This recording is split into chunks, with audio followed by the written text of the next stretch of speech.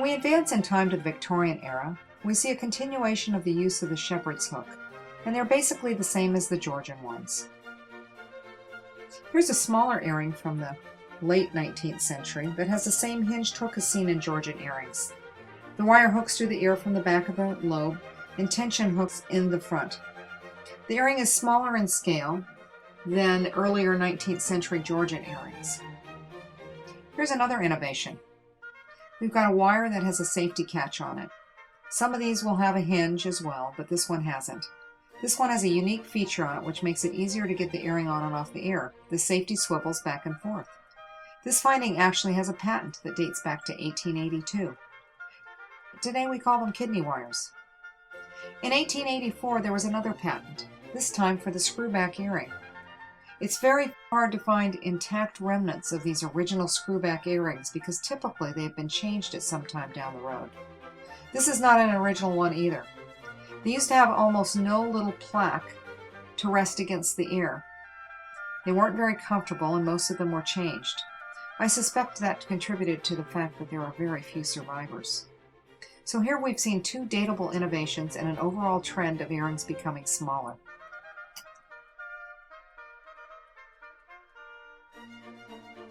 This is a mid-Victorian pin, and it has the same tubular hinge clasp as seen in Georgian pins. And this one has a stop on the end to prevent it from opening too far. And this gives it the ability to not get loose and also not lose its tension. It's a nice innovation. This one has a beautiful variation to the C-catch in the form of an additional tube-like catch instead of just a straight C-catch to hold the pin even better. Also note that on a lot of these older pins, the pin stems themselves stick out beyond the edge of the pin. See how this one sticks out beyond the setting? A lot of the old pins stick out like this, and it's for a safety purpose. In addition to passing through the fabric once, it passes into the fabric a second time. And this is a safety measure before the safety catch, which we'll get to a little bit later. This pin has an extra feature, an eye with which you can attach a pin to a chain and wear it as a pendant. And the hook is for the dangling of a pendant watch. Sometimes these are called watch pins. Next we move on to the next pin. This one's a later Victorian pin, a stylized bar pin with Etruscan style granulation, which would put it into the 1880s or 90s. This pin also has one of those lovely hinges on it with a safety on in the form of a second pin that would slide along into the fabric, giving the pin more stability and security.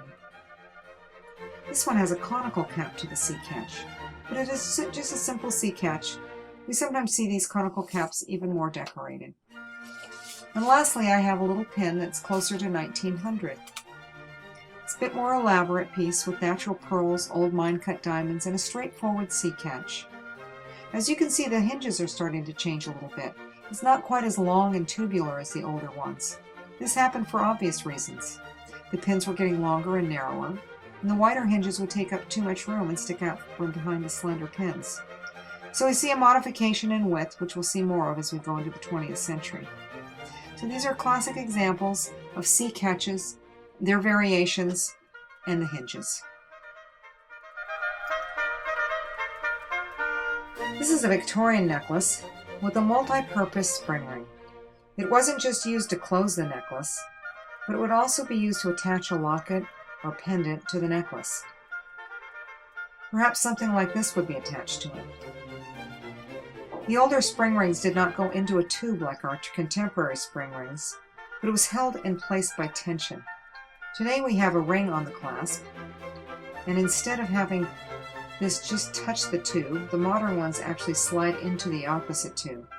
So remember the year, 1840, when this